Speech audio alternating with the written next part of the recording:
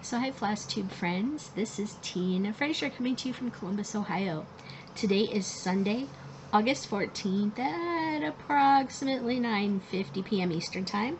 And I'm coming to you today with kind of a generic update more than anything. But this is a FlossTube video. For those of you new to my channel, this is my YouTube channel where I talk mostly about cross-stitching. Some about other crafts I do, some diamond painting, some other life hobbies that I have, including ghost hunting, and just some other things that are going on in my lifetime and in my life here in Ohio. Hopefully you're having a good time, and hopefully you'll find something here in this channel that you like enough to subscribe, and hopefully you'll come back for more later, and hopefully you'll enjoy something here. If you're a returning watcher, thank you very much for coming back. Hopefully you'll find something in this video that you can get a inspiration from.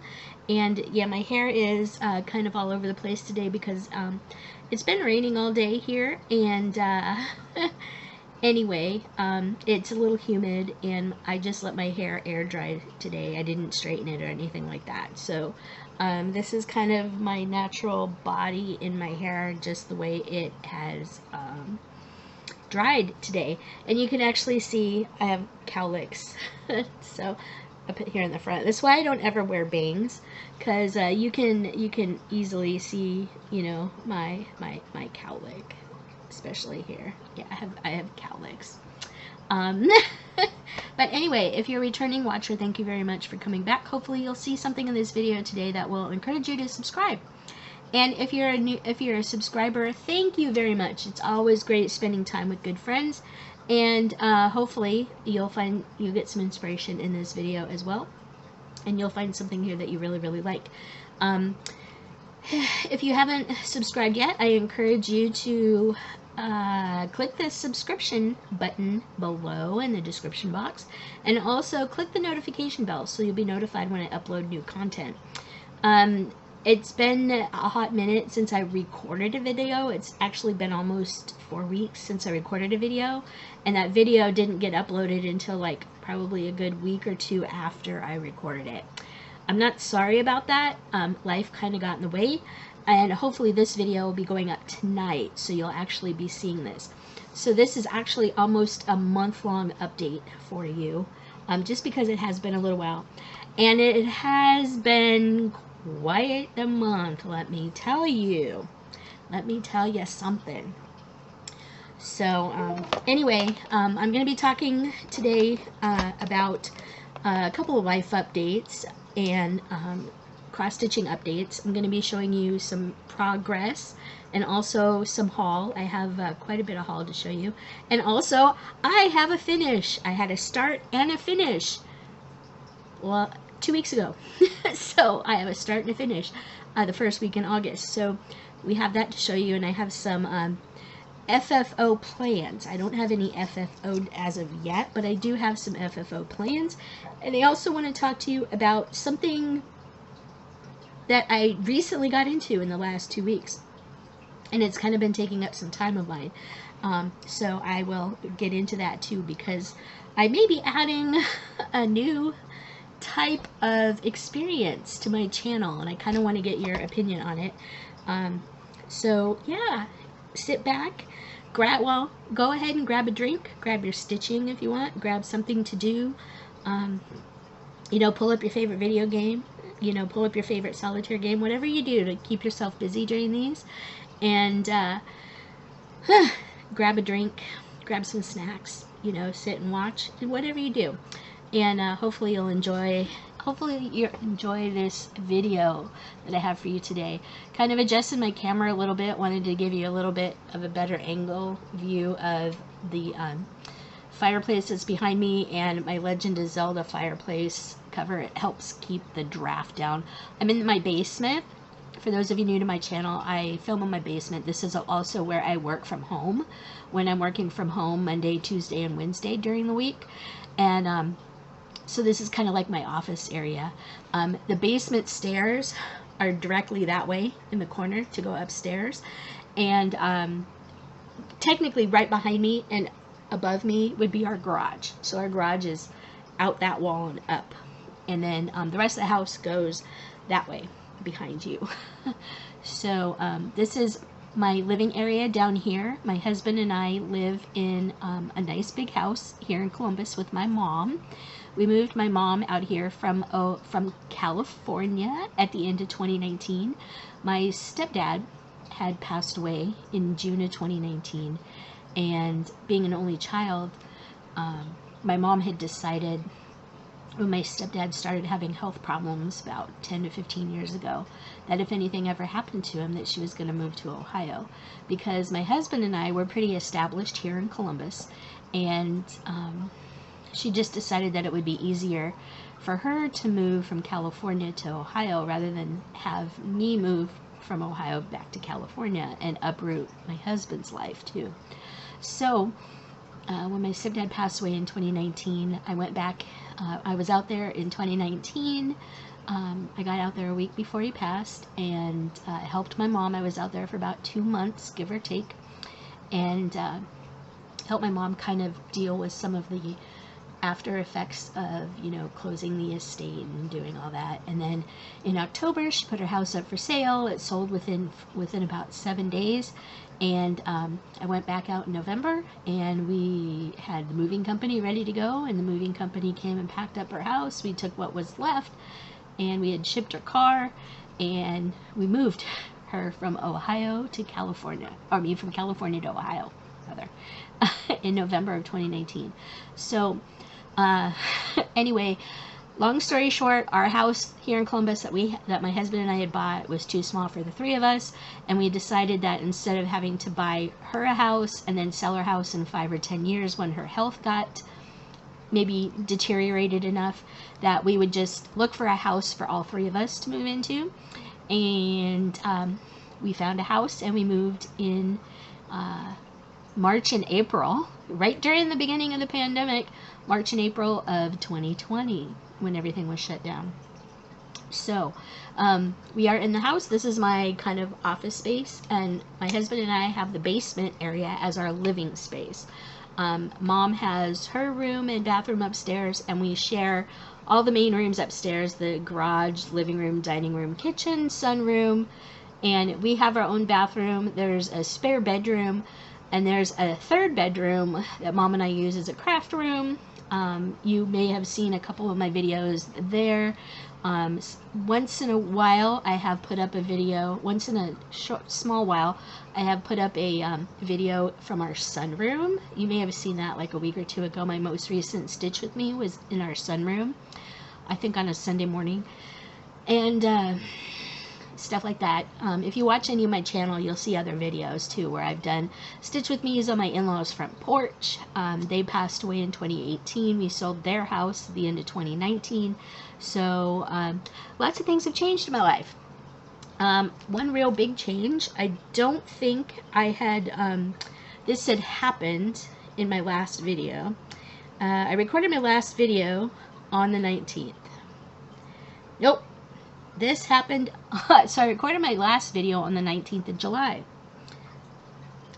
And on the 20th of July, we had a storm come through Columbus. And we had a storm come through Columbus. I was standing outside watching the storm come through. Big gust of wind hit, and I heard a crash. And I thought, that my neighbor's trash can had blown over. And, you know, the rain was hitting pretty hard. I was standing on the porch. The rain had started coming in sideways. So my husband's like, you know, you can go into the garage and open up the garage door and stand in the garage, stay dry, and watch the storm still. So we have the 2-car garage, single garage doors, but 2-car garage.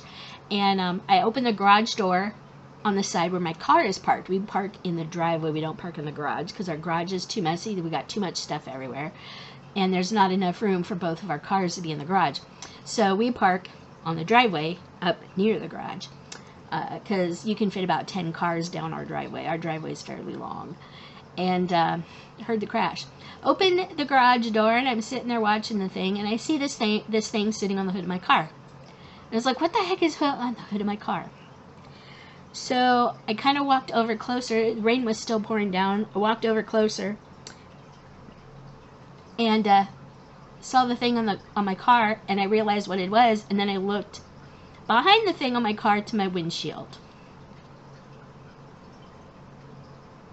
You see that, you guys?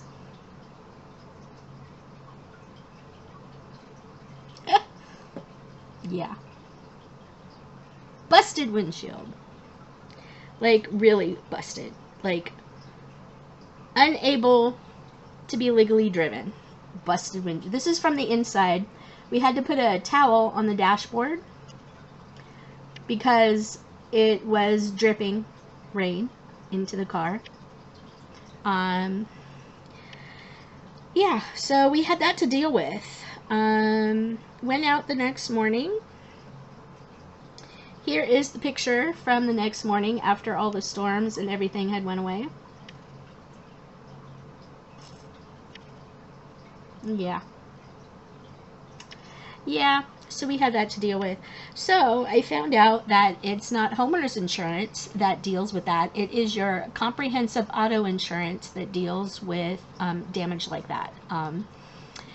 Typically, a glass claim like that for your car insurance deals with a crack or a chip, and they don't cover towing. So that happened on, I think, a Wednesday night. I think that was a Wednesday night. Thursday morning I called to try and find out if we could get it towed somewhere, and I also, you know, went through the claims thing on the website, and they took me to, so the claims process online was actually really quick and really fairly easy. So I submitted the claim online, and it took me right to Safelite Auto Glass. Safelite here in Columbus is really well known and really quite the Cadillac company of window repair. So the insurance website sent me to Safelite. I got the appointment set up for replacement for the following Friday, so July 29th. And yeah, so I thought everything was done. And then later that afternoon, I was like, well, you know what? They couldn't get me, the earliest that I could get somebody to drive to my house to replace my windshield was the middle or end of August. So the appointment that I had scheduled for the 29th was to get the car to the location and then have them replace it. So I had to call the insurance company because I needed to find out if they would cover a tow. Back and forth for a good 45 minutes to an hour with 2 departments and about 5 different people who kept saying, no, it's this department, no, it's that department. The third person I talked to, I stopped and I said, listen, they just sent me, I called here first. You sent me over there. The person over there sent me back here. Now I'm talking to you. Now you're getting ready to send me back there. You both say that it's not your issue to set up towing or whatnot and whatever. So I'm just trying to figure out, you know, what to do. So finally, you know, after about 45 minutes to an hour, somebody said, well, because it's a glass claim, glass claims aren't structural. They don't, the integrity, structural integrity of the car is usually not an issue, so they don't cover the tow because, you know, usually glass claims, you can drive the car wherever it is. And I said, I legally cannot drive this car on the road. It is not safe because any little bump or any little thing, wind or whatever, could completely shatter my windshield and cause injury and accident if I drive it. Anything, because I mean that window, it was pretty shattered. So they anyway, they finally, he said, well, unfortunately, you know, you'll have to wait until the claim adjuster talks to you, and the claim adjuster should be getting back to you Friday afternoon. I'm like, great, okay. So I do have the appointment. I do have the appointment for the window replacement, which is really good because, you know, the sooner I could get it in, the sooner I get my car back. But it was going to be a week. And I also needed to find out about rental car because, you know, I have no car to get around with. So I was going to need to find rental reimbursement. Well, I wasn't sure that they were going to reimburse me, so I made an appointment with Enterprise Rental Car to get a rental car starting that Monday, so I could have the car through the week until my car got repaired. And the other reason why I had to go to Safelite or one of the other car repair or window repair places that the insurance company deals with is because my car is a 2020, and some of the camera components and whatnot and the rear view mirror are attached to the window, and there's sensors attached to the window that you don't necessarily think about. So in order to get your windshield properly replaced, you also have to get your cameras and everything calibrated. Yeah, I didn't know that. That was interesting to learn. I knew there was a lot of stuff attached to the window, but I didn't realize how much stuff is actually affected by your window in your car, your windshield. So anyway, the claims adjuster called me Friday. Well, I called the claims adjuster Friday, and I didn't know who it was, so I had to call the generic number, and they finally got me in touch with the lady that was going to do my claim. And she's like, I asked her, I was like, she goes, well, do you have any questions? I said, yes. First of all, I need a tow. And she's like, well, we don't have tows for glass. And she goes, well, if you need a tow, well, hold on just a minute, because you probably can't. She's like, well, all right, we'll get to the tow in a minute. Do you have any other questions for me? Because I have some stuff that I need to talk to you about. And I was like, I need a rental car. And she goes, well, for glass claims, we also don't normally include a rental car because you can get your thing fixed pretty quickly. I'm like, I need a rental car because my car's not legally drivable. She goes, well, what do you mean it's not legally drivable? I was like, have you looked at the pictures that I submitted yesterday morning? She's like, no. And she goes, hold on just a minute. She pulled it. She pulled up the picture, the first picture. And she's like, oh. Well, what rental car company do you want your rental car from? Of course, at this point in time, I already had a reservation with Enterprise. She goes, we normally do Enterprise. I said, Enterprise is great. So we got the same location. She says, okay, well, we have your registration and everything for the car rental because you can't drive your car, obviously. I'm like, yeah. So she said, it'll be completely covered under your claim, blah, blah, blah, blah, blah. But we can't cover your tow. She goes, well, let me see. Anyway, in the whole car reservation thing, I had finally gotten in touch with her about 6 o'clock Friday night. And so she made the car reservation for me and everything. And she said, you can pick up your rental car in the morning. I'm like, great, you know.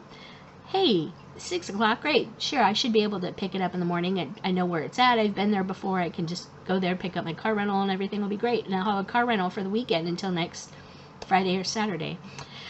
And then so she was like, well, let's look to see if we can get you a repair it at your place thing so you don't have to worry about trying to pay for a tow. So she looked online.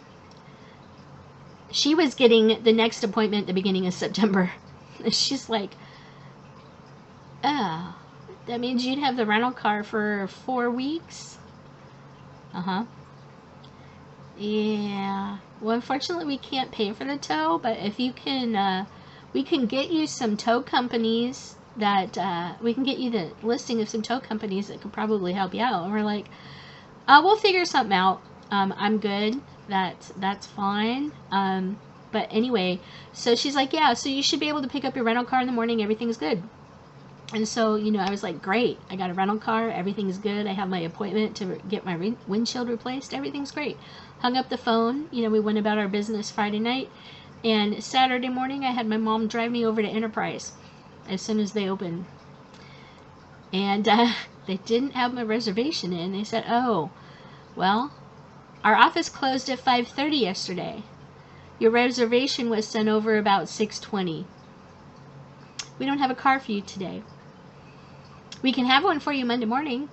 And we also see that you have a reservation. Do you need 2 cars? No. So what happened was they canceled the reservation that I had made personally, and they put me on the insurance for Monday morning. So we were kind of without a car all weekend, which wasn't too bad. You know, we could use my mom's car, but my mom's car isn't the best. And anyways, so we went about our thing, and you know, Monday morning I went and picked up my car. Everything was good.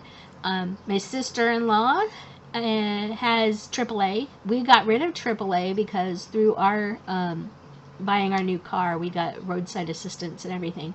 But the roadside assistance was trying to deal with that was probably going to be a little too complicated. So what we decided to do was to have my sister-in-law come over, and we'd have AAA tow it. We ended up paying about $30 for the tow with AAA. I think with another tow company, it probably would have been a couple $100 because it was going about 6 or 7 miles away. And anyway, we got it towed over Thursday night, left it there overnight. Friday morning at 10:30 when our appointment was, they replaced our windshield, calibrated our cameras, did everything, and I picked it up Friday afternoon. So that was good. The only bummer thing was that was my day off. I did have that day already scheduled off because that was my mom's 75th birthday. She was born July 29th, so I had already taken the day off to spend with Mom. So, you know, we did some things together. I took her out to lunch. You know, we did some things together, and then we spent the weekend doing some stuff that she wanted to do, and it was great. And then I got my car back, and everything was really good. So that was a little bit of a long story for the first 20 minutes of my video, but yeah, car is fixed. Everything is fine.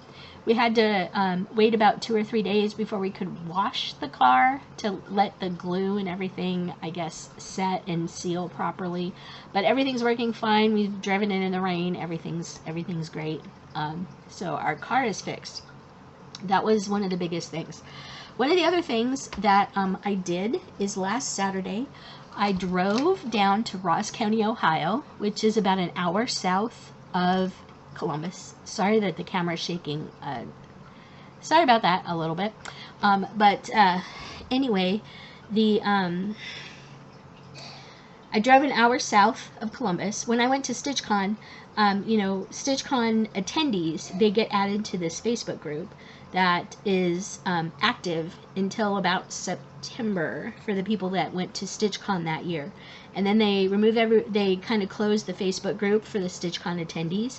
And then when people start paying for next year's StitchCon, I'll get to StitchCon here in a bit, they will start adding the people that pay their invoices to the Facebook group. Can you hold on just a minute? I'm going to go ahead and pause this for a minute because the news is on. I'm kind of looking at the news and they're going over weather. Give me just a minute, please.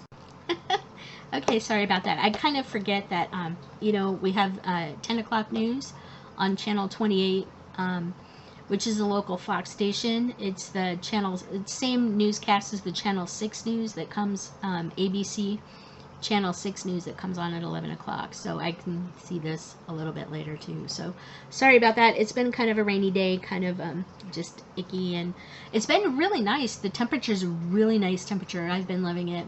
My husband's been loving it.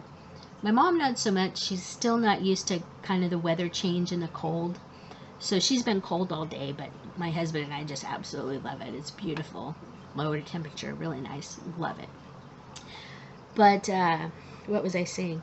Anyway, I was talking about StitchCon. Oh, so anyway, in the StitchCon Facebook group about 2 weeks ago, yeah, it was about 2 weeks ago, on a Sunday, they had asked, somebody had asked in the StitchCon Facebook group for people living in Ohio that don't live in Ross County if anybody was available to go judge the Ross County Fair cross stitch and embroidery and some of the other crafts. They were looking for volunteer judges to go down and judge. So I asked a couple of questions of the person. They put me in touch with the lady that was coordinating everything, and I volunteered to go judge cross-stitch embroidery and some other crafting categories down at the Ross County Fair here in Ohio. And that was last Saturday. So I had volunteered to do adult cookies, which is kind of funny because, you know, adult cookies, but it's not. It's just you have to be, I think, 18 and over, and then it's anybody under 18 was kids cookies. So adult cookies is like, you know, the age of the baker, and then, you know, they have different categories. So I was going to do cross stitch, and then I was also going to do adult cookies. So I showed up down at Ross County Fair, and our opening thing, I had to be down there at 4:45. Judging was at 5 p.m. and they were closing the building down for the judges, so the judges could be completely uninterrupted as they were judging. It was really nice, real small county fair. You know, you could probably walk the whole fair in like an hour. They had tractor pulls going on that night. They had sheep. They had all kinds of stuff. You know, a typical fair. Food trucks and, you know, just some stuff. I didn't see any midway rides, but I also didn't really look because I was there to judge. And anyway, so the coordinator of all the judges had told me when I first showed up that she would like me to do the cookies first, and that I would be doing the cross stitch second. And I'm like, okay. Didn't realize when I showed up that I was going to be the only cookie judge. And as she was talking to everybody in the room that showed up to judge, she did mention that anybody there who was judging the food categories, like the cakes and the pies and, you know, baked goods and canned goods and everything like that, pickles, whatever they were judging food-wise, they didn't have to taste everything. And I'm like, okay, but if you're a cookie judge, how the heck would you not taste the cookies?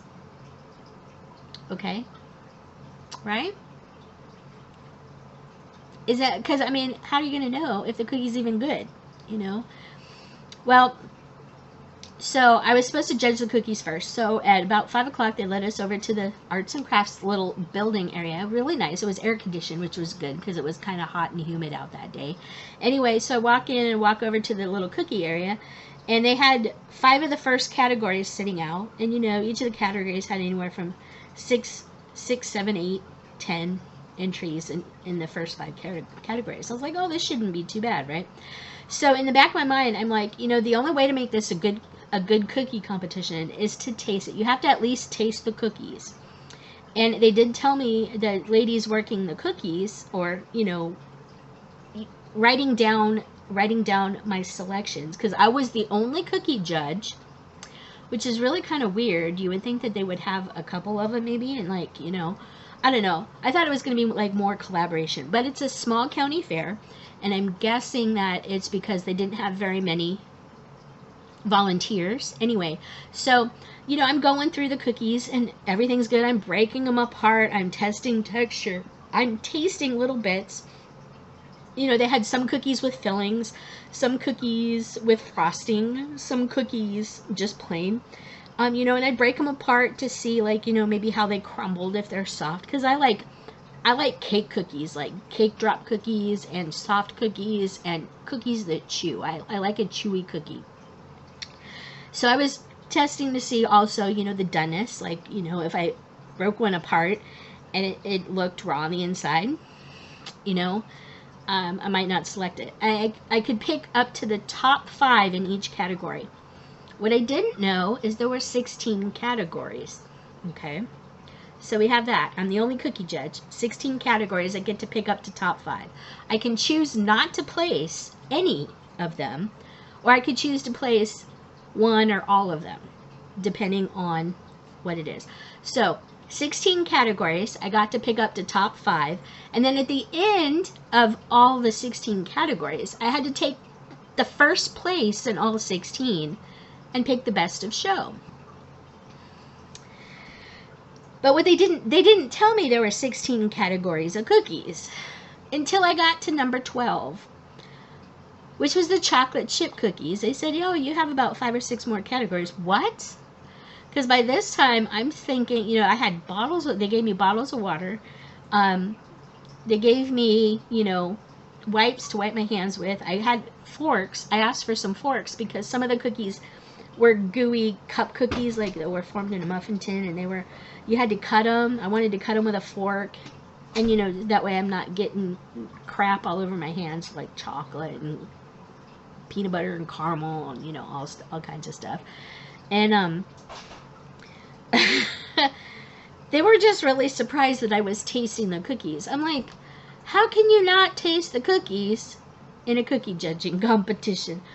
So by about the 12th category, I'm sitting there going, and I was like, oh God, I'm really glad I didn't eat, but my stomach is really getting upset. And I didn't eat a whole lot of the cookies, but I would, you know, if it had a filling, I'd taste the filling, then I'd taste the cookie with the filling, and then I'd taste the cookie without the filling.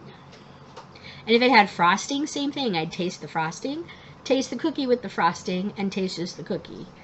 Or the filling. I'd take a taste of the filling, then I'd take a taste of the cookie with the filling, and a taste of the cookie without the filling. They weren't very big pieces, you know, maybe like little bites. My husband says hi. You can lean in a little bit more. Okay. I don't want to break the camera. Hi. You won't. I was my husband.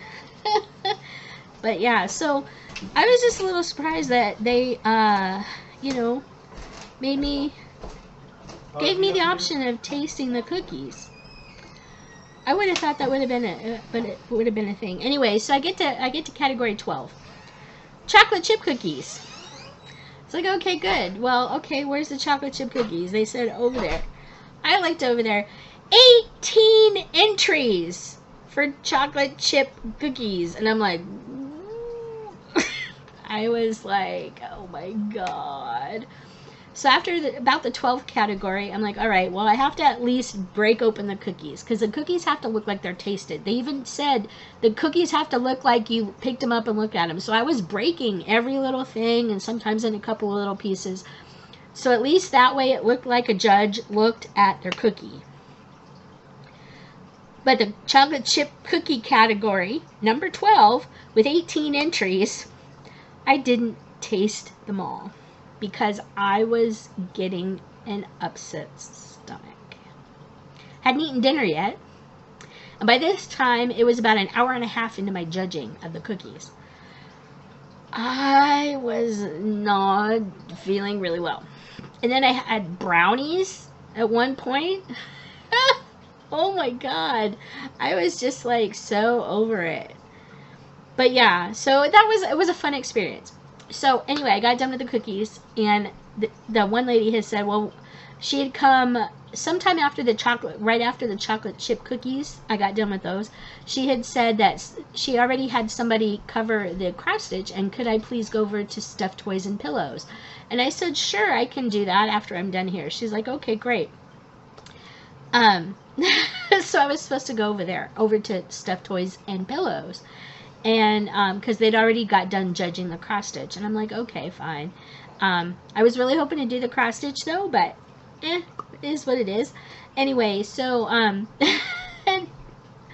2 hours after I started that, about 5 or 10 minutes after 7, I was done with the cookies, with the initial batch of cookies. Then I'm looking at all 16 first place finishes, because I did place first place in all of them. I was looking at all 16 of the first place finishers, and I'm like, you've got to be kidding. I have to pick the first place? And how, I mean, come on. Honestly, how could you pick a winner of a cookie competition without tasting the frickin' cookies? Are you kidding me? So then I was looking at all 16 of them, and by this time my stomach was just like, if you try and stuff any more cookie down this pie hole of yours, it's all coming back up. My stomach was gonna have nothing of it. Don't you dare even think about putting anything down your pie hole. I was like, oh, okay. So I'm looking at it, I was like, all right, you have to, you know, I'm talking to myself, you have to work with me here. I've got to taste at least a couple of them, because I know which one I'm leaning towards, but I have it like a top 3 or 4. So give me 3 or 4 more bites, please, please. And it let me. Pick my winner. Ended up being, so I like no-bake cookies, and I like making no-bake cookies, okay? But all my no-bake cookies that I've ever made have been, you know, the no-bakes with the oatmeal and the cocoa and the peanut butter and everything, and you drop them on wax paper and let them cool, and they're really good. All the no-bakes that I've ever had in my life were cocoa, you know, mostly cocoa, with some peanut butter mixed in with them, you know. I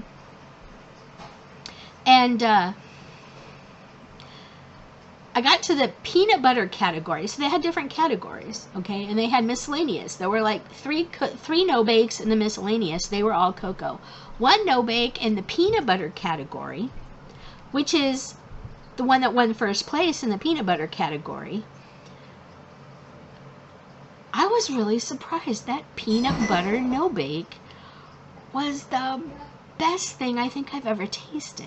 It was the perfect, it had the perfect no-bake crumble, but it was still smooth. It wasn't dry. Sometimes no-bakes get really dry and they crumble and they're not, this one was real smooth, had the really good peanut butter flavor. I'm not typically a peanut butter cookie. I like peanut butter, but I'm typically not a peanut butter cookie person. I'll eat a peanut butter cookie every now and then. I like the Girl Scout peanut butter sandwich cookies. Those are really good. And I also like the tag-alongs, the chocolate-covered peanut butter ones, but I have to be in a mood to eat it. But that, I made the peanut butter no-bakes best of show. It was that good. I really, really liked that. So I had a really good experience judging a cookie competition. But if you're going to be a judge of a cookie competition, personally, I have had no prior experience whatsoever being a cookie judge. I've never entered a baking contest, whatever. So that being said, if I were to give advice to somebody going to judge a cookie competition or a pie competition or a cake competition, taste the damn things you're judging. Taste them. Because how the hell are you supposed to select something in a competition like that if you don't taste it? So next year, if they ask for volunteers and they reach out to me, I will volunteer to do the cookie competition, but I'm going to say I'm bringing my husband with me as a second judge in the cookie competition, because that way he can taste half, I can taste half, we can pick our winners there, and then we can judge all the winners at the end. And I'm not tasting a bazillion frickin' cookies. Oh my god. And that pressure, I mean, it's like I have to pick top 5 in all these categories. Oh my god, how the hell do I do that? They said, well, do you have any allergies? I said, no. Oh, good, then you can taste the peanut butter ones, you can taste these, and you can taste these, and you can taste these, and yeah. Take some sort of tummy something with you if you're going to be the only judge, because it was an experience. It was a lot of fun, and I'll go back next year. If I'm asked, I will definitely do this again. I am not a professional cookie judge person, so you know, I'm not going to be traveling the world being a cookie judge. But it was kind of interesting because, you know, there was this one cookie this lady baked. It was supposed to be a cotton candy sugar cookie, and I was looking at the cookie. First of all, the presentation of the cookie didn't look real appetizing because it had pink and blue frosting on it, and the frosting was sprinkled with colored sugar crystals. Well, the frosting and the colored sugar crystals, the frosting was pulling the color out of the colored sugar, and it was turning it purple, and the blue and the pinks were bleeding into each other. It didn't look very appetizing. So I picked up that cookie, and I took a taste of the frosting. That was kind of my reaction when I tasted the frosting. Very cotton candy frosting. I will give it that. It's very cotton candy. Had a very true cotton candy flavor. Okay. But the frosting was super strong and super sweet. So then I took a piece of the cookie with the frosting, and I'm tasting it, and I'm like, the frosting just tastes like sugar right now. Just not even cotton candy. It just tastes like sugar. And then I tasted the cookie, and I was like, no. I made that number 5 because it was an interesting flavor and idea. But I told them if the person for this that made this cookie is looking for inspiration, they need to understand that the frosting is way overpowering, and that I would expect if they're making a cotton candy cookie that the cookie would have cotton candy flavoring. It didn't even the cookie had no flavor, the cookie part, and the frosting was way overpowering, and it wasn't good. Them together wasn't good. It didn't make a good cookie. Didn't make a great cookie. It was one of the better ones, and I put it in 5th place because it was an interesting combination, flavor combination. But anyway, yeah. So I was like, and I also didn't get to write down my thing. They had somebody there with their booklet for the category, and they were writing down my picks for me. All they did was have me sign the booklet at the end. It would have been kind of nice to give feedback. Like, there was a couple of cookies I bit into that were just really salty. I think I ate an eggshell. It was really hard to tell with that cookie, though, because that cookie had some odd crunches to it. And I was looking at the cookie as I was eating it with the crunches, and I'm like, I don't see white flecks of eggshell. So maybe the cookie is supposed to be that way, but yeah, I think I might have eaten eggshell. Yeah, so anyway, it was fun. It was a fun experience. I had fun doing it, but I was kind of expecting to do cross stitch. All right, we're 40 minutes in, and I haven't even gotten to the cross stitch yet. This is going to be a long video. Sorry, not sorry, but it's a month update. All right. Let me kind of open up this notebook here.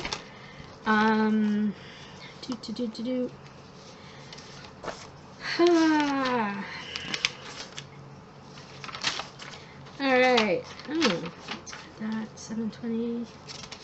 Yep, that was there. Episode 19. Training for work. One of the other things that happened, at the end of last month, our work, real quick life update, our department at work moved from the 1st floor on one side of the building in our complex to the 2nd floor on the opposite side of the complex. So we were near the daycare center in our facility on the 1st floor in the back. We moved over to above the Starbucks on the 2nd floor on the other side of the building. And we moved, our move date was the 29th, which was also my day off, the last day of July. And we are also not in the office on Thursdays and Fridays. So we spent Monday, Tuesday, and Wednesday that week kind of packing up our desks and checking our new desks out and getting things that we're going to need for Monday, August 1st over at our new desk all set up, ready to go so we could get in and work. The move was kind of disorganized for a work move. They've been more organized in the past, and it worked out better.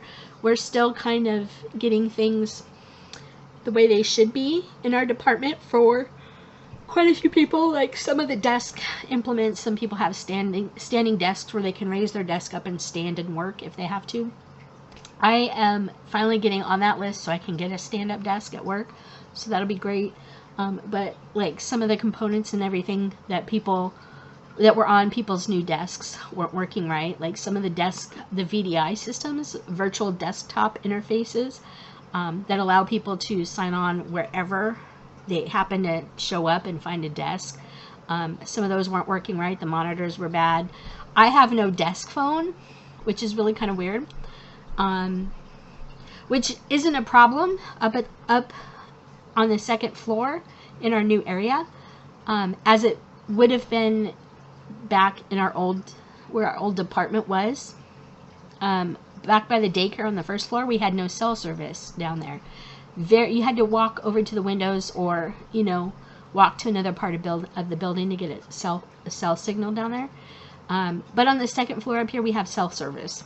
So having no desk phone is fine. But yeah, the move, I'm kind of getting used to it because, you know, on the first floor, we were sitting on a cement slab.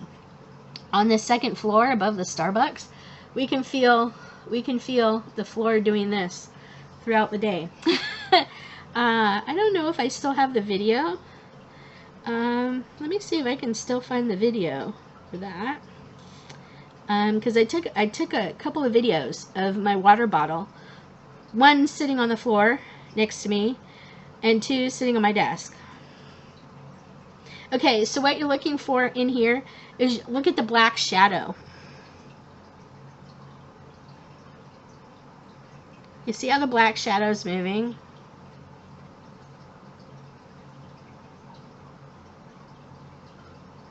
That is the floor vibration.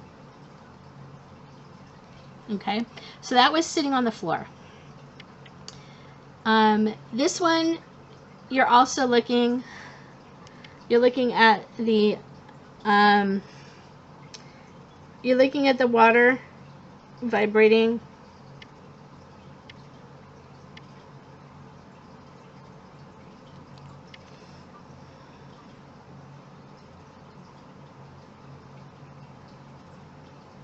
Oh, that's not it. Sorry. It's this one here. Yeah.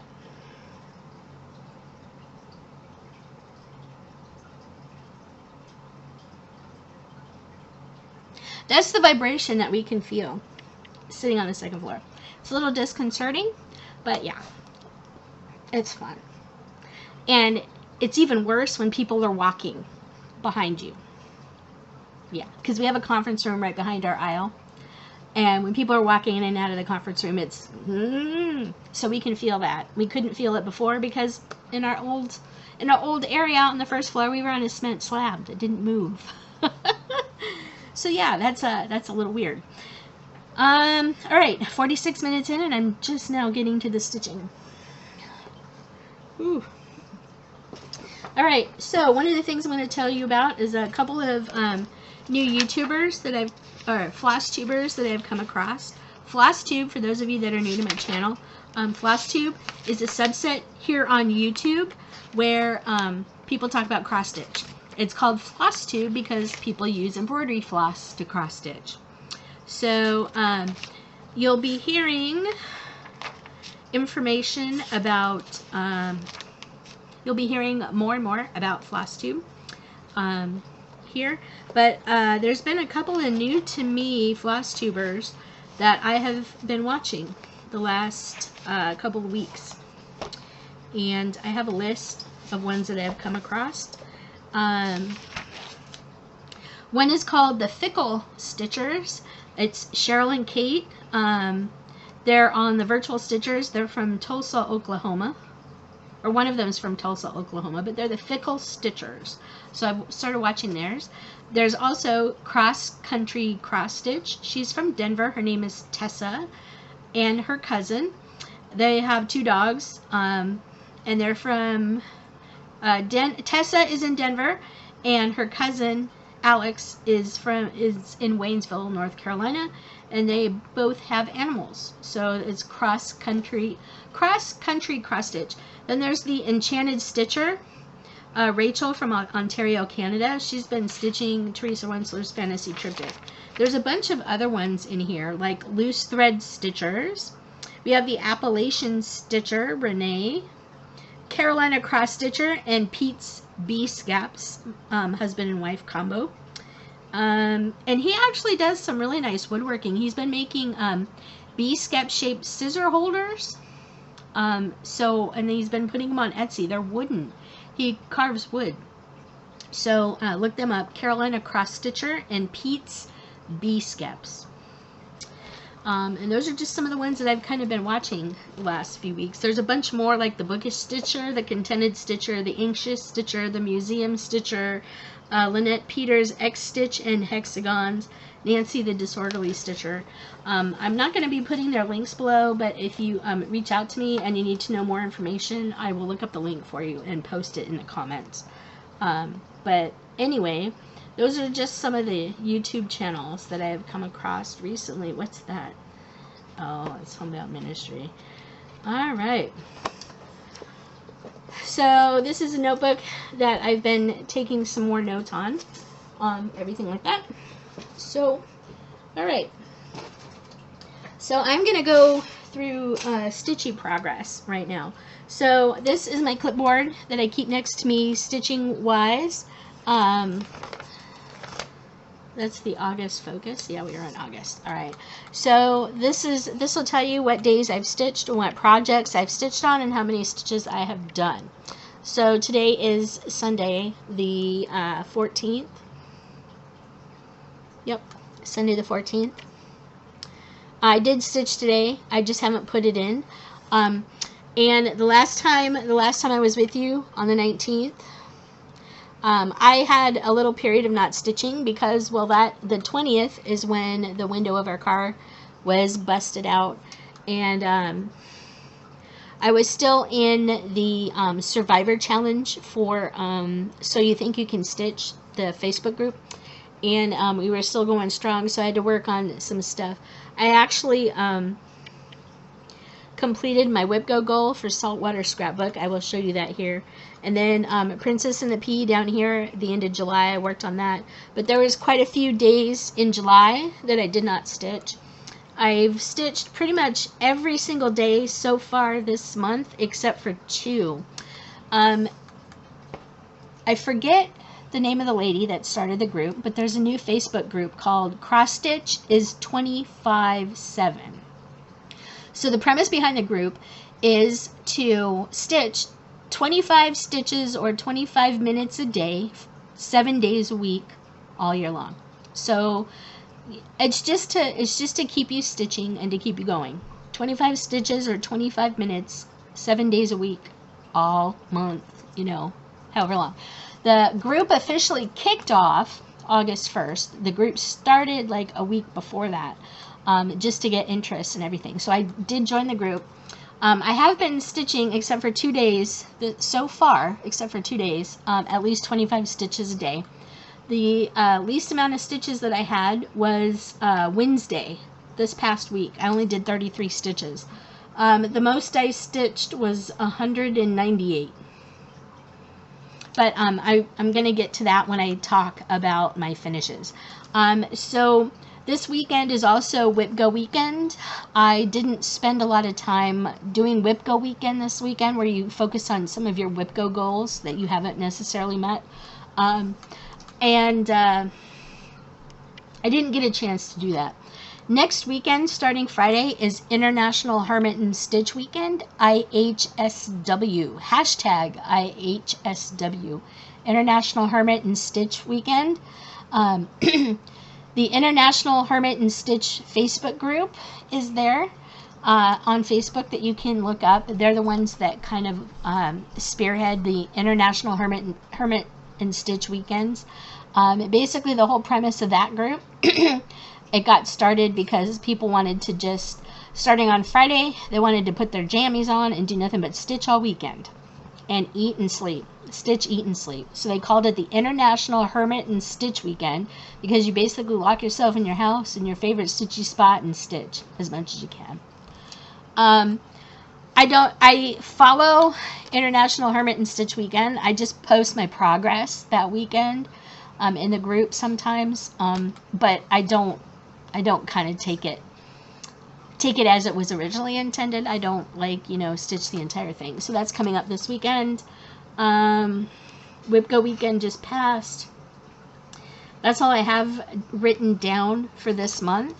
The new WIPGO boxes for September will be coming out on the 26th. I don't yet know what that is. Speaking of WIPGO, for the month of August, so Jessie Marie from Jessie Marie Does Stuff started the WIPGO thing. There is a Facebook group, WIPGO 2022. You can go there and find more information about it. But Jessie Marie Does Stuff, she was the one that kind of came up with this idea, and she, kind of put it out there for other people that might be interested in doing it. So what you generally do is you create a bingo board, 5 across, 5 down, with the free space in the middle. And it's called WIPGO, W-I-P-G-O. WIP in Progress Go is what it is. WIP is W-I-P, work in progress. So this was my WIPGO board that I came up with prior to January 1st. These have 25 squares.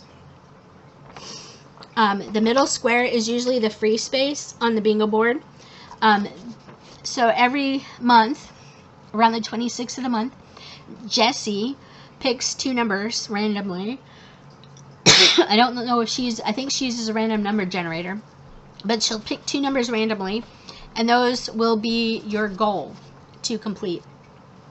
You can complete any of your goals on the board anytime throughout the year, but you can only claim that board square after it has been called. So all the ones that are highlighted, that are filled in, have been completed by me. There's another one on here that I need to fill in because I did complete it. Speaking of which, I will fill that in right now.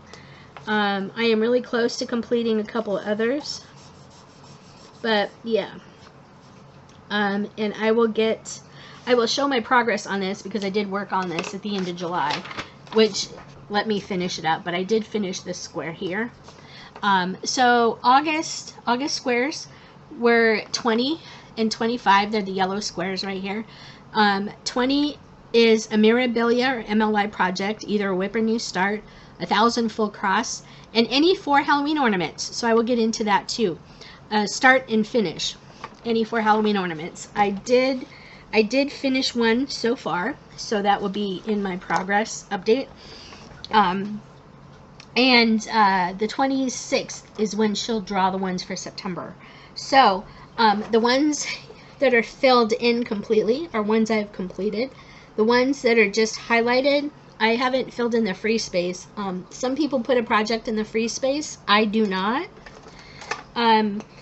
It just gives me an extra square. It gives me, you know, time. Anytime she draws square 13, she'll draw a 3rd number, and those will be your 2 focus squares.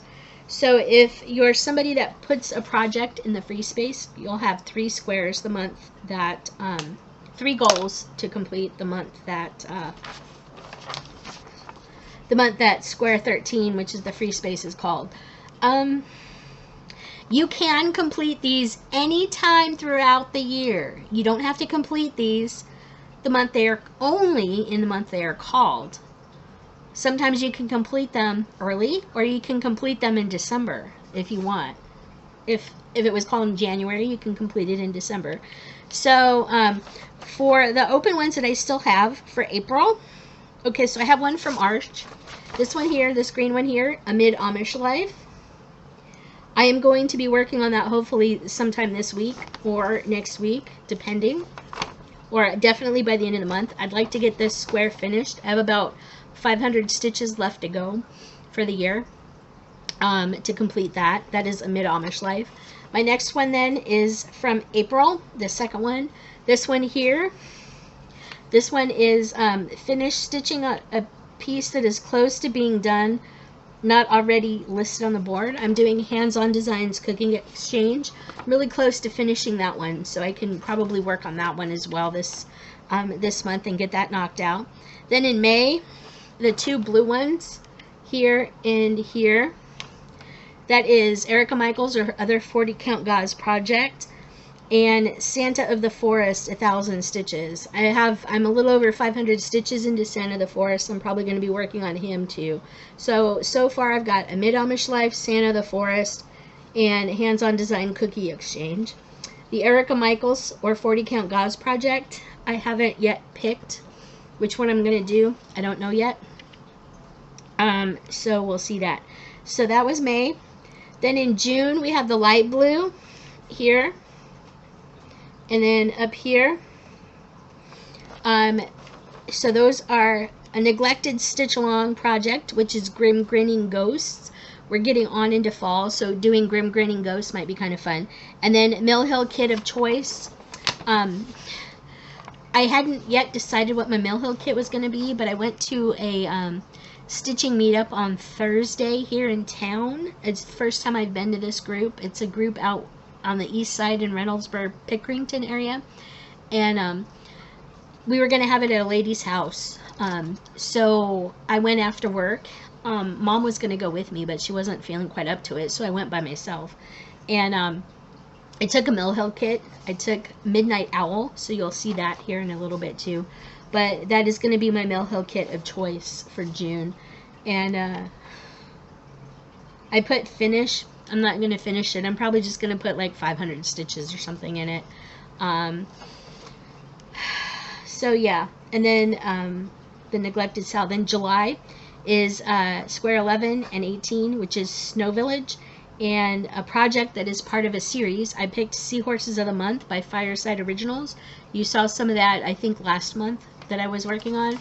So we have this one here, Snow Village, and this one here.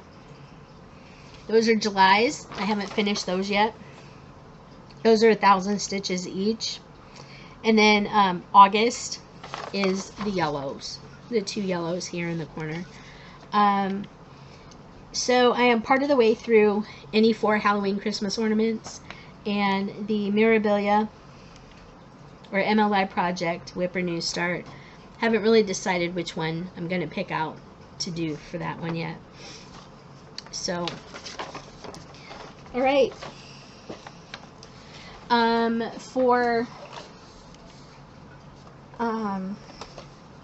We will do some of these. All right. There we go. So that is that for my homework this week, this past 2 weeks. I had a lot going on, so I wasn't really stitching up much, and I was also still in Survivor for So You Think You Can Stitch. The game was supposed to go until, I think, the end of August, at least, and the moderator for the game for So You Think You Can Stitch Survivor was having issues with some of the participants and some of the mods that were supposedly helping her, and it was way too stressful and way too frustrating, so she actually canceled the rest of the game, which is too bad because it was a lot of fun. It was just a lot of work. I've decided that team events like that are intensely involved are not necessarily my thing. Like, you have to, different competitions every 2 or 3 days, and you have to actually actively participate in order to feel like you're, helping the group. Those kind of competitions and stitching things are not quite my thing, so I'm probably not going to ever do that again. But yeah, I also have little homework sheets that kind of keep track every week what's going on.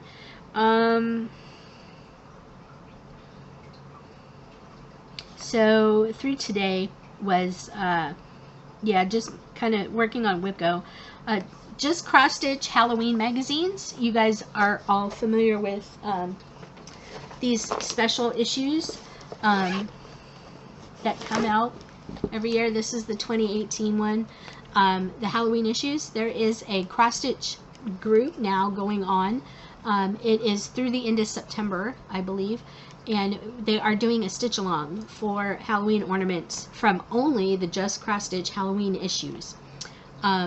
So luckily the Any 4 Halloween ornaments thing is part of my WIPGO, and I've also joined that Halloween stitch along group, and they're doing prize giveaways every week if you show progress on your pieces.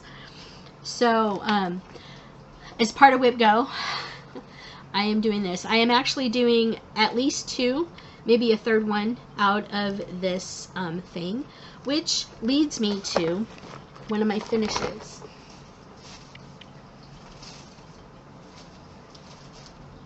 Okay. So the first week in August, I had a start and a finish.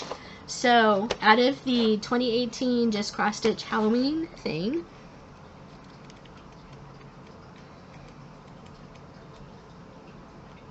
there is a chart on page 31. There is a chart on page 31 called Pump Kit. Whoops. Okay, there we go. Pump Kit. It's designed by Elizabeth Spurlock of Saving Grace's Fine Needle Arts. This was my start and my finish. So I'm probably just going to make this a flat finish ornament. And you can see I signed it.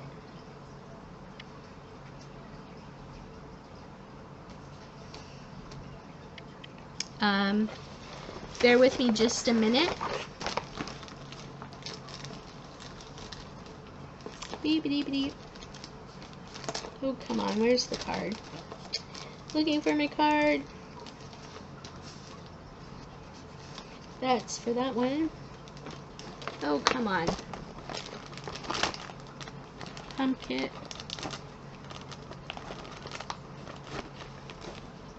Pumpkin, there we go.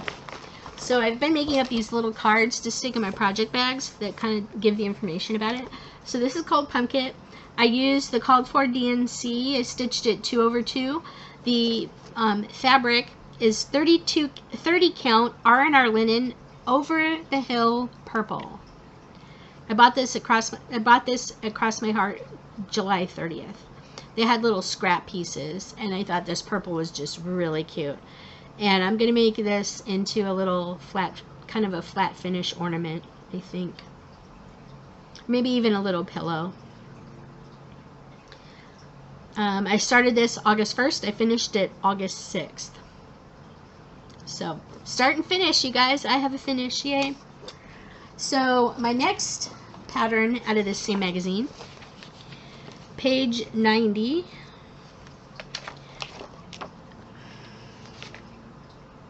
Yep, page 90. It's a pattern called Tricky Kitty. Let's see if I can do this. Pattern called Tricky Kitty. Now I'm going to stitch him and make him into a stand-up.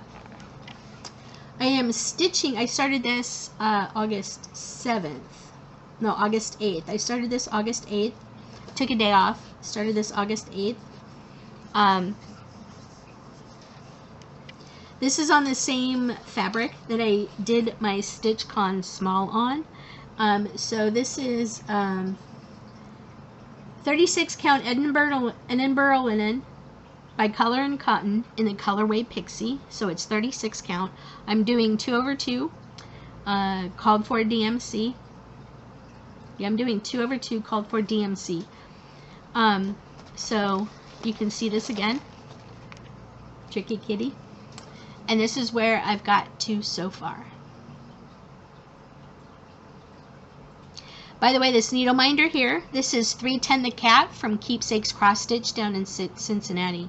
I got this needle minder when I was down at StitchCon, and we went to Keepsakes. That is 310 the Cat from Keepsakes Cross Stitch. But this is Tricky Kitty, designed by Kathleen Berlew. This is out of the Just Cross Stitch Halloween 2018 ornament issue. Tricky Kitty. I'm planning on doing purple etoile over here in his glasses, and I might do glow in the dark for the whites in his eyes, and also his fangs. He does have fangs. You can kind of see them there. He does have fangs, and I might even do some glow in the dark overlay for the pumpkin. I haven't decided 100% yet. But he's cute. I'm going to make him a stand-up. So, one of the things I will show you in the haul here later. Some stuff. I just need to get this back in there. Let me get all this put back away. Beep-a-deep-a-deep. Sorry about that, you guys. I'm just trying to keep this a little organized. So, anyway, yes, I do have a finish. Yay, me! So this is for the Just Cross Stitch Halloween magazine sale, number 2, and also my second WIPGO Halloween ornament for the year. All right. And then the other thing I said I started Thursday, was I was working on Buttons and Beads Midnight Owl by Mill Hill. Didn't get super far on it at the Thursday stitch group, but I did have a start. I am using the called for perforated paper. Whoops. I'm using the called for perforated paper, and you can see I'm working on the blue up here at the top. I picked up this needle minder at StitchCon.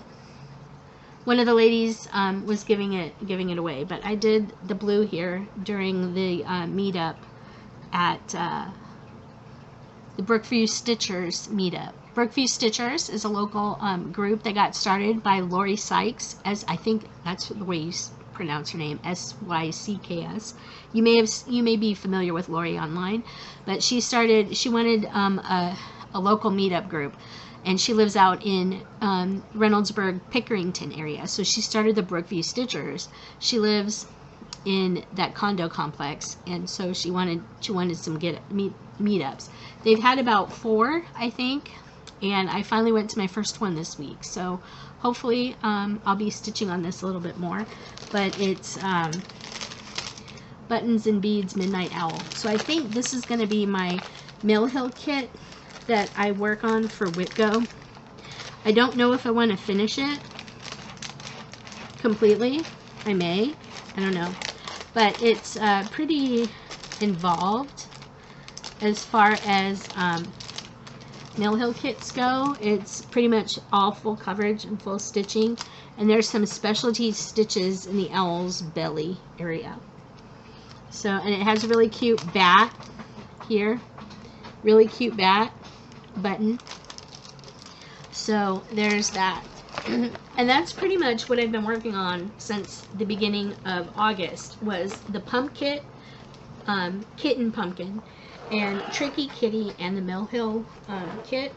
That's what I've been working on pretty much this month. The end of last month, so the end of last month, since my last video, I worked on Saltwater Scrapbook and Princess and the Pea. Let me show you Saltwater Scrapbook.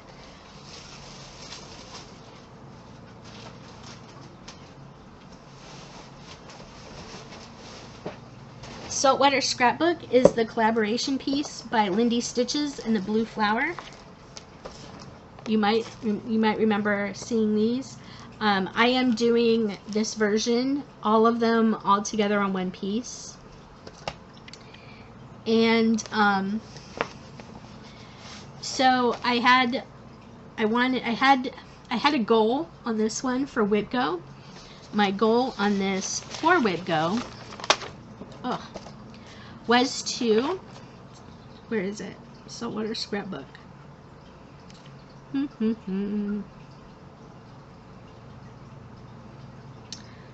Saltwater Scrapbook.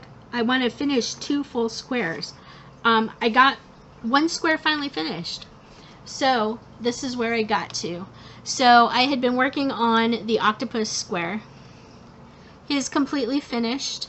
I don't think I have any back stitching on him. And then I got the second square over here finished, or mostly outlined. This is the one I got as a kid with the project bag from Lindy Stitches when it first came out last year, I believe. The project bag is from the 805 Stitcher, but it's the whale project bag. So this is my octopus. I'm having a lot of fun. This is 40 count. I'm doing this 1/1 full cross, or 1/2 full cross, so it's actually equaling out to 20 count.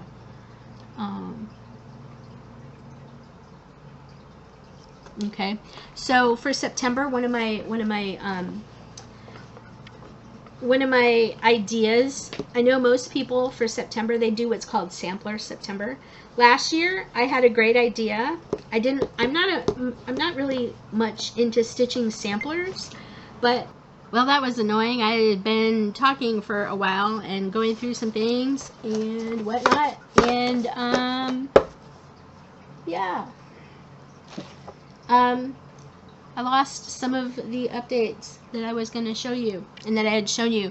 So I'll just go back here. I don't know if this was before I started talking about Saltwater Scrapbook. But yeah. Yeah, I'm done with that. So, okay. So I did Saltwater Scrapbook. Talked about pandemic. I was going to show you my pandemic. One of the things that I am probably going to do here pretty soon is work on pandemic. This is by Long Dog Samplers. This is where I'm at.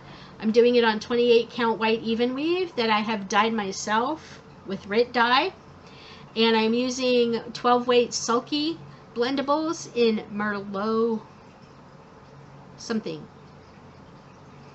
So I'm hoping to get all of the exposed fabric right here done soon. I don't know if I'll be able to do that by the end of the year. That's an awful lot of stitching to do, but I'm going to be hoping to put some work on this at least every week. I'd probably like to put in like 200 or 300 stitches every week on this to kind of get this more farther along than it is. Sorry about that, you guys. It looks like I'm going to actually have to do this now.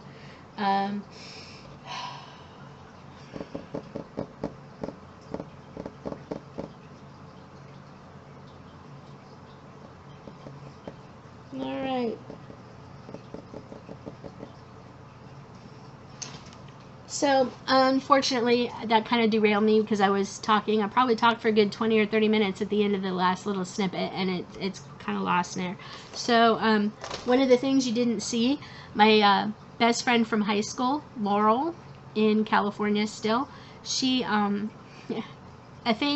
memory popped up in my Facebook memories about 3 weeks ago. In 2019, when I was out helping my mom, about the time my stepdad passed away, I was out there for my 30-year class reunion. And one of the days, my mom's neighbor, Shelly, who runs a daycare out of her home, a well-respected daycare out of her home, she was taking her kids to Knott's Berry Farm, which is an amusement park out in Southern California. And I used to work at Knott's Berry Farm. I worked at Knott's Berry Farm for 2 summers while I was in college. And she needed a chauffeur to help drive some of the kids over to Knott's Berry Farm. So I volunteered to drive. And my mom and I spent the day at Knott's Berry Farm with, as Shelly and some of her kids went wandering around the park to enjoy the day. It was a lot of fun. And so pictures from that day showed up in my Facebook memories. And one of the pictures that I took was of, Snoopy. There's a Camp Snoopy at Knott's Berry Farm.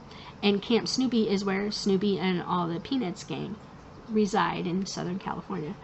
And I think it was the first Camp Snoopy area in an amusement park that opened in the United States. But anyway, they sell Snoopy paraphernalia there. And one of the things that they're known for is boysenberries, which kind of were cultivated by the Knott family, like way back before Knott's Berry Farm became the huge amusement park that it is. The wife decided to open a chicken dinner restaurant, Mrs. Knott's Chicken Dinner Restaurant, also known as Mrs. Knott's CDR Chicken Dinner Restaurant. And the lines used to be out the door. So to entertain the people waiting in line for chicken dinners, they started the ghost town and stuff like that. And that's how Knott's Berry Farm kind of came into being. So it was a farm. And one of the things they grew was boysenberries. So with it being Snoopy and with it being boysenberries, when we were at the gift shop, I took a picture of the Snoopy with the boysenberries, the little bunch of boysenberries, this stuffed animal Snoopy. And I had commented back in 2019 that I really wish I could have brought boysenberry Snoopy home, because I didn't think I could, though, because I didn't think it would fit in my suitcase. And so when the memory popped up in my Facebook feed 3 weeks ago, I posted that I still really wanted boysenberry Snoopy. And my best friend in high school, Laurel, she messaged me a couple days later. She goes, "By the way, I'm sending you a surprise. I just want you to know, so you kind of, you can kind of watch for it." And it made me cry when I opened up the box, you guys. Look, I got the Knott's Berry Farm Boysenberry Snoopy from my best friend Laurel. Yeah, so I showed this a little bit ago and it made me cry. Hopefully this can be my screen grab. Hi! So yeah, I got Knott's Boysenberry Snoopy from my friend Laurel. He's been sitting up here next to my desk since I got him. It's really great. Anyway, little side note, Snoopy was my high school class mascot, so yeah, I like Snoopy a lot. Alright, so we'll get into some haul. Got some new patterns here. So Shannon Christine Designs, the Snow Globe Club has started. I got the first one last week, I believe. Another freebie pattern that I got from Carolyn Manning is Autumn Star. Peter's Day Out from Lindy Stitches. Little bunny rabbit. Shannon Christine Designs, Easter Delivery. These are just some patterns that I had printed out.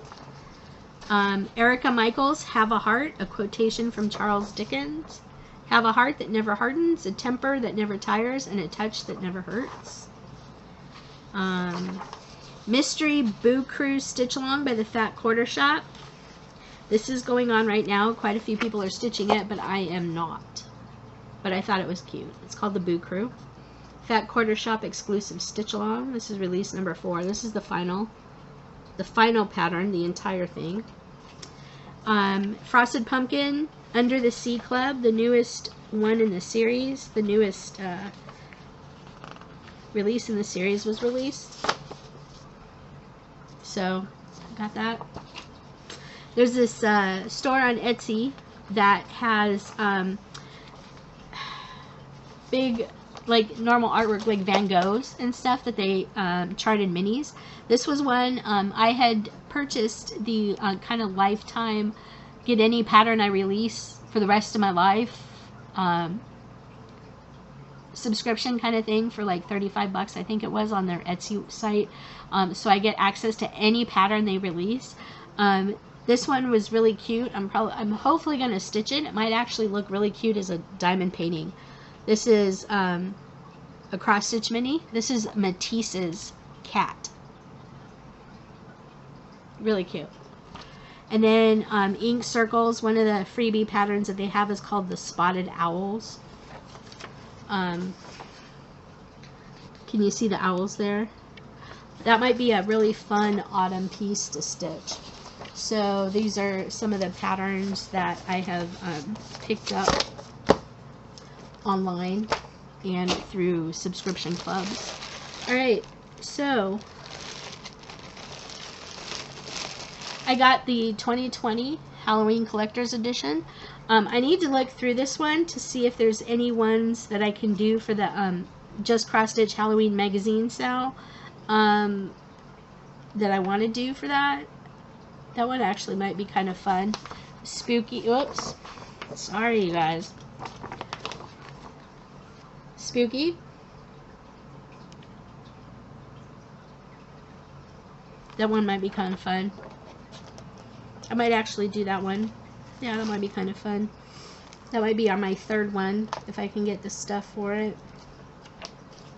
So I did get the 2022 edition.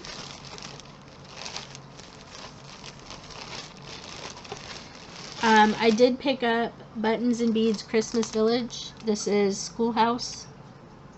I wanted to collect all the Christmas Village ones, wanted to, but I don't know if I will or not.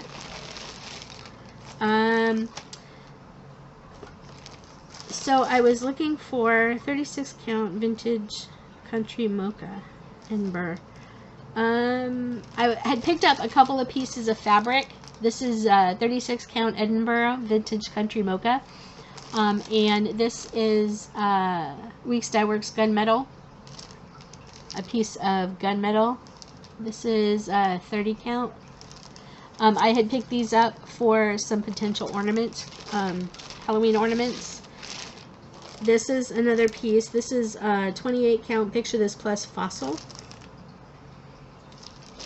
And then I picked up some colors, some DMC and whatnot. There's the purple etoile that I was looking for. I'm probably gonna use this purple etoile for the Tricky Kitty. And while I'm thinking of it, I'm gonna go ahead and put this in here because I may do that. Alright. I was looking to see if there was another one, but yeah, I think I'm gonna do that etoile purple and Tricky Kitty for the eyeglasses. Alright. But I picked up several colors of etoile. I have a DMC etoile. This is the newer floss from DMC that has metallic in it. So yeah, I have a couple colors of DMC etoile. I picked up Tiger Lily from Gentle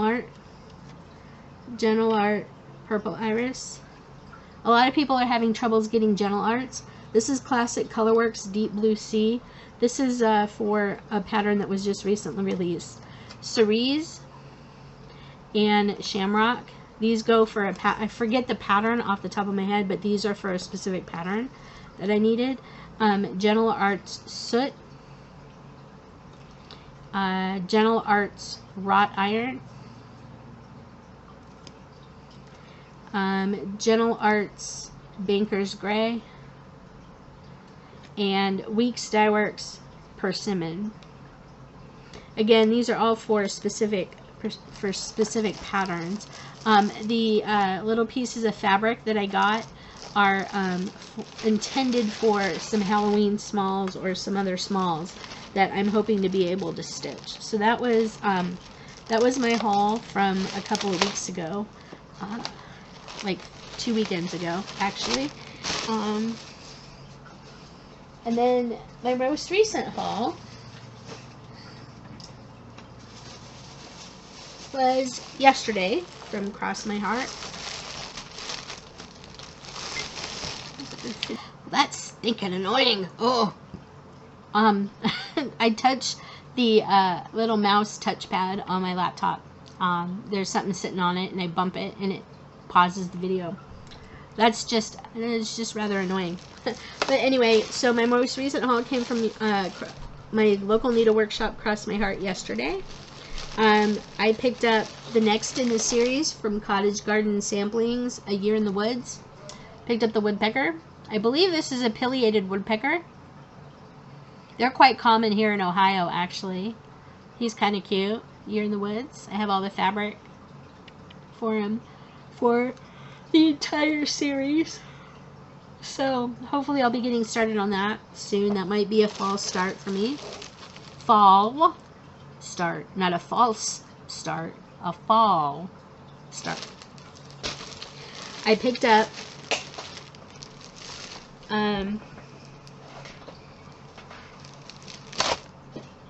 is that here? Yes.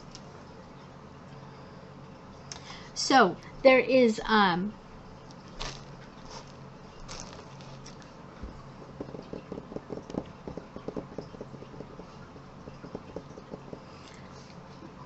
a pattern series that was in Punch Needle and Primitive Stitcher magazines from 2021. This one, Spring, Summer, Fall, and Winter 2021.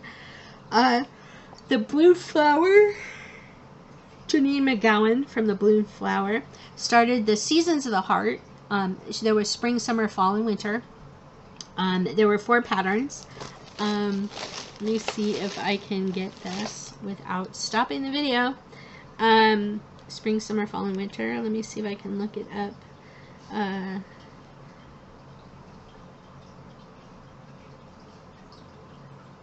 Seasons of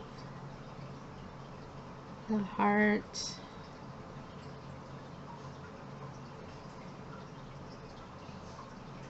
Seasons of the Heart.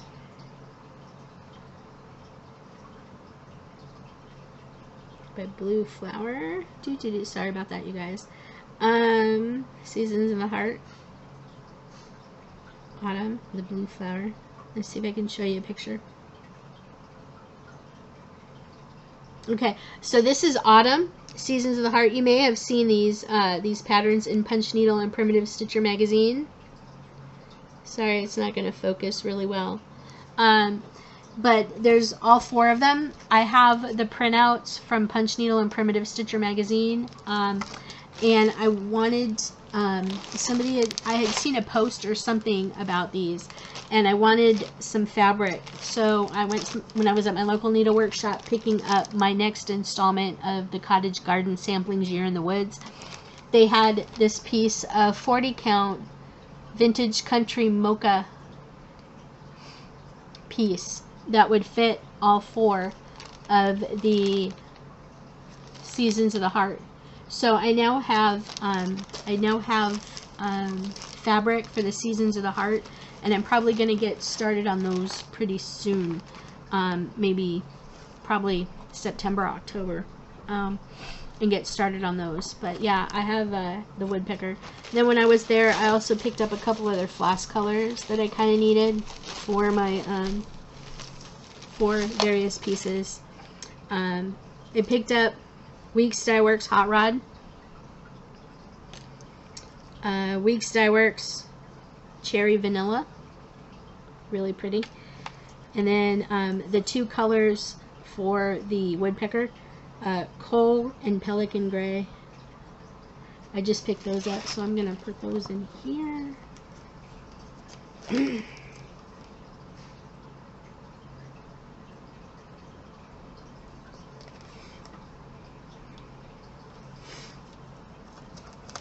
Okay. And then Friday night we went out to dinner and went over to Joann's for some shopping because we were near Joann's. So we went over to Joann's for some shopping, and I needed to pick up some finishing things because I have some pieces that I need to FFO. So you may remember earlier this year I had a small finish for a Christmas ornament. This is Holly Jolly Christmas. This was out of one of the Christmas ornament issues. So I have a Holly Jolly Christmas. Really cute. This is just 22 count fabric. I did this 1/1 full cross using the called for DMC. Have a Holly Jolly Christmas. Isn't he cute? So I went to Joann's to find some backing fabric, He's probably going to be a little tiny pillow. And this is the fabric that I picked for him to finish him on. Isn't that cute? The colors go really well with this, actually. The reds, yellows, and greens. So he is going to go on here. And the string of lights, the string on the string of lights kind of reminds me of the banner string that he's holding for Holly. Have a Holly Jolly Christmas. I did this piece for one of the music acrostics. I think it was from the monthly magazine thing. The theme was music. So have a Holly Jolly Christmas because it's the name of a Christmas song. So this is the backing fabric for Have a Holly Jolly Christmas. So I'm hoping to get some fully finished things here. One of my older patterns, this is Cool Yule. This is using sulky threads. This was one of the first pieces I did with sulky. Cool Yule. So you'll probably remember this. There's a thread pack out for this. This is using sulky thread. So it's 1/1. I forget what color this is off the top of my head because I don't have the information handy and I should have pulled it. But my husband helped me pick this fabric out.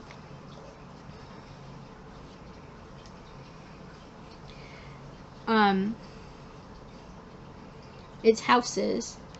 Because of the houses down here at the bottom, it's Christmas houses. You can see Santa's there.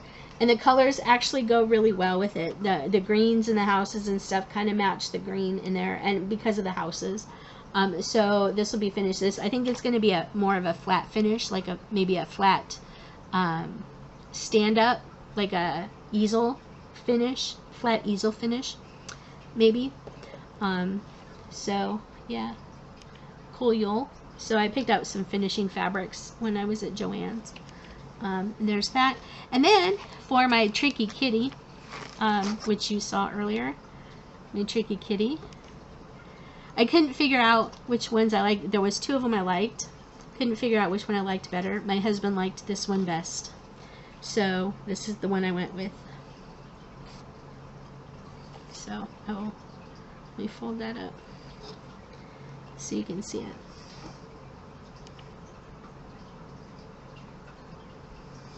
So yeah, I think it'll go really well. So I did find the finishing fabric for 3 of my things. So my pile of to fully finish is growing. And so I have more finishing fabric and stuff to finish these things. So you'll see I have three projects that can be finished anytime soon.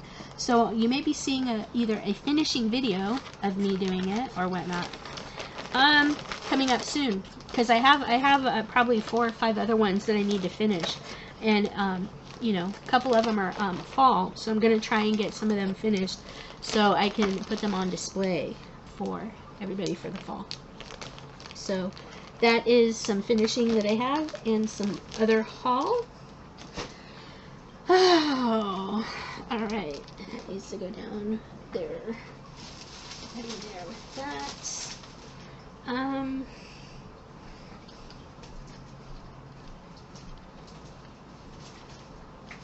That actually can come up here. All right, so there we go. All right, really quick. I know this is kind of a longish video, but so I wanted to talk about something that I've been all into the last 2 weeks or so, 2 or 3 weeks, maybe 3 weeks. I like to play video games. I don't play a lot. I play more on my Switch in the last couple of years, more than anything. Mostly Animal Crossing. But I do have The Sims. I play The Sims games. I like The Sims a lot. And I'm not a video game streamer. So, about 2.5 weeks ago, give or take, a video popped up on YouTube for a early release Steam game called Dinkum. And the headline of it was a new Animal Crossing game based in Australia. Dinkum, D-I-N-K-U-M. So I was like, oh, stream access. You know, they had just said, you know, so I watched the video. I was like, this looks really cool. I think I could get into this. So it's probably been about 3 weeks now, to be honest with you. I went to the Steam website. Steam is where you can download a lot of PC games and play them. And there's communities and forums and mods and all different kinds of things you can do in Steam. And if you have a Steam account, you know it's free. So I looked up Dinkum, was reading a little bit about it, watched 1 or 2 more YouTube videos where they were doing play with me, you know, streaming, playing the game Dinkum. And I went ahead and bought it. It is listed in Steam as early access, D-I-N-K-U-M. D-I-N-K-U-M. Dinkum. Okay. And it's an Australian-based, or an Australian environment, Animal Crossing type, Stardew Valley type PC game right now. It's only on the PC. It's only available through Steam. It's early access. So it's not officially released yet, but it's on early access. And it's all over YouTube. Of course, I don't know if it's because I did a search for it. Now that's all the feeds I'm getting are tutorials, playthroughs, tips and tricks. Nobody that starts this game up knows how to play the game, and the game isn't very good about telling you, okay, you now can fish, this is how you fish. You now can mine, this is how you mine. You can craft things, this is how you craft things. It doesn't really tell you that as you're playing the game and getting all these different things that you can access. It doesn't really tell you that. The game isn't super good. Anyway, I was like, I might kind of want to stream this. It might be kind of fun to stream. So, you know, I've been kind of talking, bouncing some ideas off my husband's head. And so I have done some videos, some YouTube videos, some FlossTube videos in the past where I have had basically like a picture-in-picture, where I have a picture here of either me, big picture, little picture in the corner of my other camera looking down, so I can show you my cross-stitch pieces separately. So you have me looking at you, and then my cross-stitch piece down here in a little separate window with my camera looking down, so I can show you things down there. You've probably seen one or two of those videos that I've done. That is using a program called XSplit Broadcaster, so you can set up different views, you can do screen captures, whatnot. And I found out over the last couple of, so I've been playing this video game. So I found out about this video game about 3 weeks ago, and it has been kind of in the back of my mind and like just kind of taking up a lot of my free time. Part of the reason why I haven't stitched every night so far this month of October for the 25/7 Facebook group is because I've been wanting to play this. I wait until about 10 or 11 o'clock at night. I try and stitch between about 8 and 10:30, and then get my 25 stitches in or whatever, spend some time upstairs with Mom. Then I've been coming down here between 10:30 and 11 o'clock to play Dinkum right before bed. And last night I did that, but I came downstairs probably 9:30, 10 o'clock. I was playing until about 3 o'clock this morning. So that I was playing about 4 or 5 hours last night. It's basically Animal Crossing, but it's Australian version. And there's a lot of differences than Animal Crossing too. Like in Animal Crossing, you know, you can farm for things, you can gather resources, you can talk to villagers and stuff. This is the same thing, but you have crocodiles that can attack you. You have emus that can attack you. You have stamina that you have to worry about. So it's like Stardew Valley, where you have a certain amount of stamina, and you have to kind of keep in mind that, you know, you farm and stuff, things are going to make you tired. Crocodiles and stuff can attack you, and you can lose health, and you can pass out. Excuse me, your tools get damaged, and your tools will break, and then you have to replace your tools. So there's just all kinds of stuff. It's a lot like Animal Crossing, but the world is friggin' huge. It's a great little game. So Wednesday or Thursday, I started getting this kind of crazy idea. You know, I know there's a lot of people on YouTube. If you do a YouTube search for Dinkum, you will find many different channels that are streaming, that normally stream video games, that are streaming videos playing Dinkum. And I've been watching a couple. One of my favorites is Booster. Booster has been really good. He's from the Netherlands. He's been doing Dinkum videos. I've been enjoying his. Another one that I've been watching a lot of is Lady Shelab. She's been doing a lot of videos too. They have different gameplay styles, but there's a lot of different tricks and tips that they've come across since they started playing. The game came out for early access around the 15th of July. I think I started playing around like the 25th of July, so about 10 days afterwards. And a lot of these videos have been popping up of people playing the games. It's a lot of fun. And it's pretty much what I'm all into right now. So, hey. So, one of the things I've been thinking about for my channel is streaming some Dinkum. So if you think that might be something that you'd be interested in, leave a comment for me below and see if you would just let me know what you think of me doing some streaming videos, just of me playing Dinkum. It's a lot of fun. I'm not a streaming gamer. You know, I don't do game streams very much, if at all. I haven't done. But I think it'd be a lot of fun. I've been playing around with the XSplit Broadcaster software, and I have it set up where, you know, I have to put headphones on so the computer mic doesn't pull up the game sounds in tandem with the game sound that the screen capture does. It makes it this like weird echo kind of sound, and it's you know, slight delay off, so it sounds double, and it's a weird echo. But so I have to wear headphones and stuff like that. But if you think it might be something kind of fun, just let me know, because I'm thinking about streaming, just giving it a couple of tries here, and just including that in some of my YouTube. So another thing that you may see popping up in the next couple of days, a couple of weeks, is Dinkum streams for gaming. So that might be something new that I'll be adding, is PC gaming streams for maybe even The Sims. That might be kind of fun too, just to show you kind of some of the stuff that I like to do in those games. I haven't played The Sims in a while.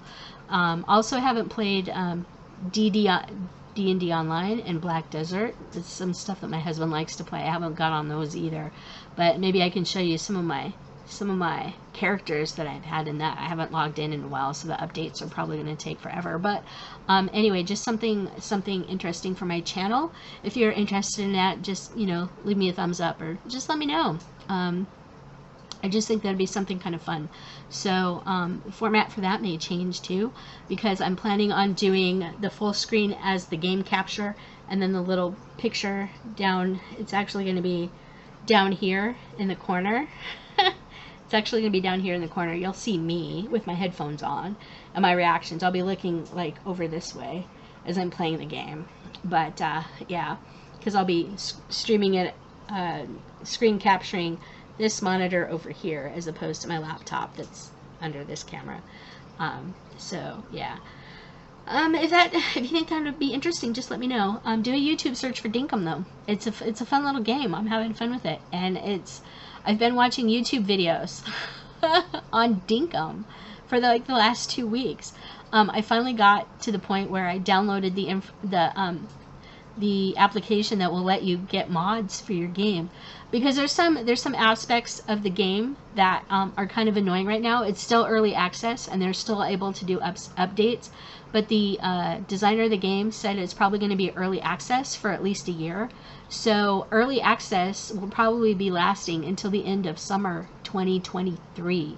He did say that after, there's been a lot of people asking him to release it for console. He said after it comes out of Steam early access, he will hopefully be working with the console companies, PlayStation and Nintendo and, you know, Xbox, to release it on those platforms. And when it does come out for that, I'm probably going to get it for that, assuming that it does, because I'm really liking this game. It's a heck of a lot of fun, you guys. I'm so enjoying it. There's a lot of aspects that kind of blows Animal Crossing out of the water, and I'm just enjoying it immensely. It's kind of consuming me a little bit.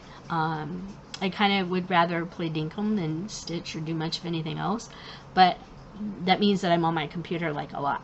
Anyway, so if you're interested in that, just let me know.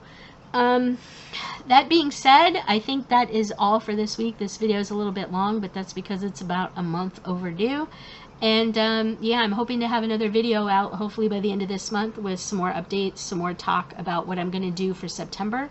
I'm hoping to do September of the Sea or Saltwater September, so I can work on Saltwater Scrapbook, the seahorses, mermaids, stuff like that. And I'm also hopefully going to be pulling out some fall projects and some winter projects that's coming up on that. And I need to get going on my pandemic long dog sampler piece. I kind of want to get about maybe 200 or 300 stitches every month on that, and trying to get that done soon. Hopefully by the end of next year. That's going to be a goal, is to have that done by the end of next year. I have some new starts, maybe some new Halloween projects, some new ornaments. I'm hoping to get a bunch of smalls done. I'm also thinking about adding some ornament stitching to every month, just so I can start building out some of my non-Christmas Halloween, non-Christmas decorating ornaments. I have a dough bowl sitting on my coffee table that I'd like to start to fill. Tricky Kitty, I don't know if I said that, but the Tricky Kitty I'm working on, the cat with the cape and the little pumpkin bucket, I'm hoping to make him a standee, so you know we can have things sitting on our mantle that are stitched. I like to start doing that too. So I have a lot of plans, and ideas and inspiration. I also like to know if you would be interested in seeing me stream some Dinkum games. So anyway, we've got lots of stuff coming up. Stitching retreats are coming up. The end of September is Camp Gotta Stitch. My local needlework shop here in Columbus, Cross My Heart, is hosting Camp Gotta Stitch. I believe they still have some openings, so I will put Cross My Heart's contact information down below for you, so you can get in touch with them to see if they still have openings at the end of September for Camp Gotta Stitch. I encourage you to come. It's a really small stitching retreat. There's about 60 people, give or take, and it's in the Amish country here in Columbus, Ohio, about an hour and a half northeast of Columbus, in Millersburg, in the Millersburg area of Ohio. They can get you the information you need. I believe they still had about 20 spots open last I heard, give or take. So you can get in touch with them. Then the first weekend in November, I'm going to Stitching in the Springs retreat in Springfield or Dayton, Ohio area. That is the one that Mom and I went to the first weekend in December last year. That was the first time it was held in Yellow Springs. Actually, it's in Yellow Springs. Stitching in the Springs retreat. I will try and get the information down in the description box below for you as well for that one. We're going to that in November. I'm not sure if they're full, but at least you can get on the waiting list. That is also another small retreat because the hotel that we have it at only has 28 rooms, but they do have a day option where you can, you know, stay elsewhere and pay for the day and come and stitch if you want. It's a really nice hotel, really nice area, really quaint little hotel. It's really cute, and it's just a low-key stitching thing. It's all you can stitch. Talk, stitch, buy some stuff, talk, stitch, you know, eat a little bit. So yeah, anyway, so that's what I got going on. Just some plans. Thank you for watching. I think that's going to be it for tonight. Sorry this video is a little long, but not so sorry. I had a lot of updates, a lot of talking to do, a little bit of life update to give you, and yeah. So if you haven't subscribed yet, I encourage you to click the subscription button below and click the notification bell so you'll be uploaded when so you'll be notified when I upload new content. I was originally keeping this to about every week, every other week. Right now it's been about every month. I'm hoping to kind of increase that. So yeah, I have some other content planned. So yeah, but if you click the notification bell, you'll at least get a notification when I do upload new content. Hopefully you got something out of this video, and that you are you know, you are enjoying it. I'm sorry, I'm not going to be doing much editing. I'm not even really going to be doing an exit, an opening credit thing and a closing credit thing. It's just going to be me talking to you this time.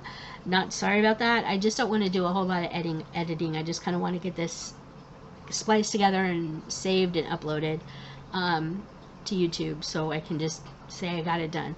Alright, so that's all I have for you this week. Take care, keep on keeping on, because that's about all we can do.